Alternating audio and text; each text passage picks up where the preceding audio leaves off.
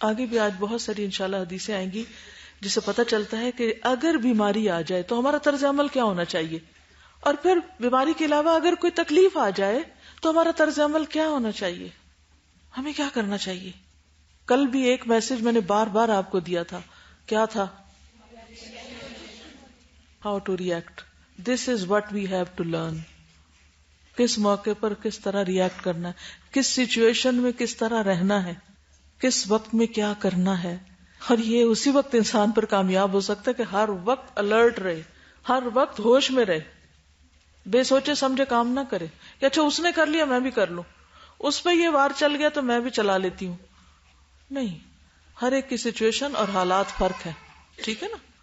تو کیا چھوڑنا ہے ہمیں؟ کمپیرزن. آپ کبھی بھی چین میں نہیں رہ سکتے اگر آپ ہر وقت کمپیئر کرتے رہے اپنے حالات کو دوسروں کے حالات کے ساتھ، اپنے مال کو دوسروں کے مال کے ساتھ، اپنی اولاد کو دوسروں کی اولاد کے ساتھ، اپنے ٹیچرز کو دوسرے ٹیچرز کے ساتھ، اپنے پیرنٹس کو دوسرے پیرنٹس کے ساتھ. اگر آپ کے اندر کمپیرزن کی عادت ہے نا تو آپ سخت عذاب میں ہیں.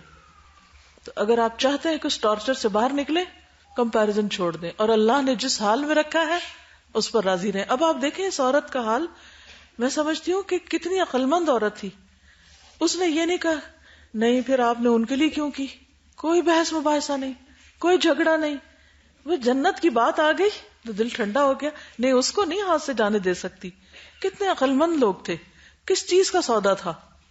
ہم پیٹی چیزوں کے اوپر جھگڑے شروع کر دیتے ہیں، اسی لیے ہم پھر طرح طرح کی بیماریوں میں مبتلا رہتے ہیں، نفسیاتی اور روحانی بیماریوں میں. جسمانی بیماری پھر کم ہوتی ہے، کم درجے کی، اور روحانی زیادہ انٹینس ہوتی ہے جو انسان کو کہیں کبھی نہیں چھوڑتی.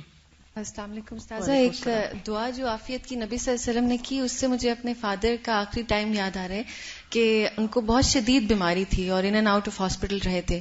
تو جو ان کا آخری دن تھا، مجھے یاد ہے جب ہم لوگ ہاسپٹل وزٹ کرنے کے لیے گئے تو 4-5 گھنٹے ان پر نزا کی کیفیت چل رہی تھی، سانس آ رہا تھا جا رہا تھا، اور ہم اس چیز کو بالکل ایکسیپٹ نہیں کر رہے تھے. اور میں یہ سوچ بھی نہیں سکتی تھی کہ میں ابو کے بغیر زندہ بھی رہ سکتی ہوں، کیونکہ مجھے شدید محبت اپنے فادر سے تھی بھی اور ہے بھی.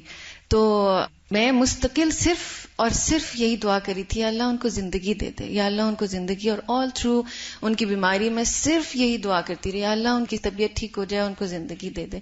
کیونکہ میں آئی تھنک بہت سیلفشلی سوچ رہی تھی نا، صرف اپنے بارے میں.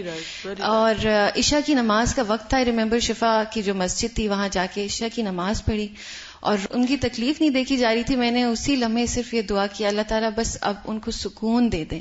ود ان اے سیکنڈ میری خالہ نیچے آئی، انہوں نے بتایا کہ ابو دنیا سے چلے گئے ہیں نا. تو اس وقت میں یہ سوچ رہی تھی کہ کتنا ہم سیلفشلی دعا کرتے ہیں لوگوں کے لیے، اور ہمیں صرف اپنا سوچتے ہیں نا، صرف اپنا سوچتے ہیں، دوسرے کا نہیں سوچتے، اور اس کے متعلقین کا نہیں سوچتے، اس کی آخرت کا نہیں سوچتے.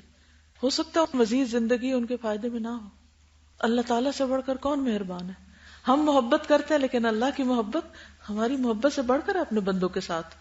ہم محبت کرتے ہیں ایک ماں کی طرح نا، اور اللہ 70 گنا زیادہ کرتا ہے، تو اس کے فیصلے زیادہ بہتر ہے نا. اور ضروری نہیں ہوتا کہ جس سے محبت ہو صرف اس کے ساتھ محبت ہی کی بات کی جائے، کبھی اس کے ساتھ تأدیب کی بات بھی کی جائے تو وہ اس کے لیے زیادہ فائدہ مند ہوتی ہے.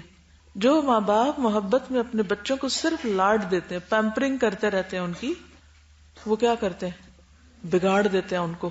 اور جو ماں باپ اعتدال رکھتے ہیں، محبت بھی دیتے ہیں لیکن ساتھ اس کے ادب بھی سکھاتے ہیں، وہ اصل میں خیر خواہ ہوتے ہیں. نبی صلی اللہ علیہ وسلم جن سے سب سے زیادہ محبت کرتے تھے ان کو ایک ٹیسٹ میں ڈال رہے ہیں بخار بھیج کے، تاکہ ان کی صفائی ہو جائے، پہلے سے بہتر ہو جائے. یہ تأدیب ہے، ایک طرح سے ادب سکھانا ہے.